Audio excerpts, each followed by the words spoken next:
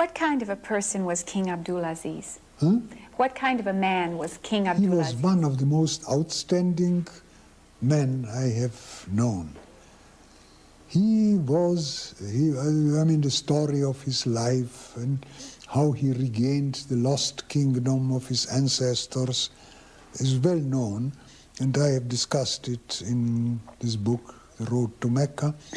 But his personality was absolutely outstanding. He was very tall, perhaps 7'4" or 7'5". I don't know exactly the exact figure, but he was very tall. I was taller at that time than I am now because my back was straight.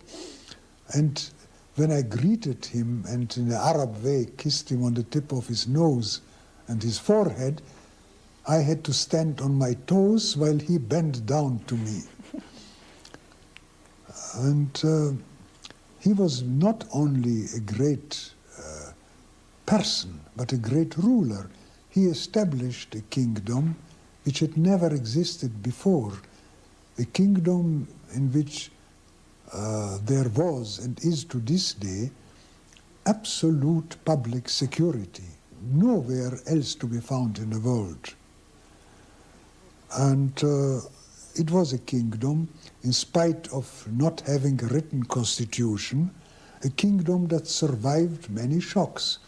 When Abdulaziz died, his eldest son Saud became king, and afterwards he was deposed and died. Then King Faisal, the younger son, became king, and he was murdered.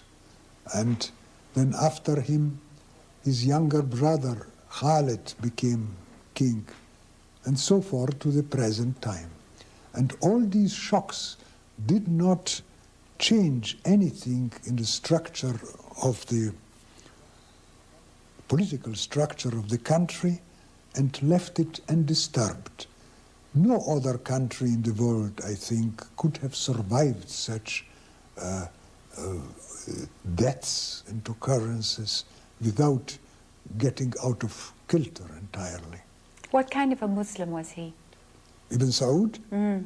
He was a very strict Muslim of the so-called Wahhabi persuasion, which is a misnomer, of course, because it goes back to a scholar of the 18th century, Muhammad ibn Abdul Wahhab,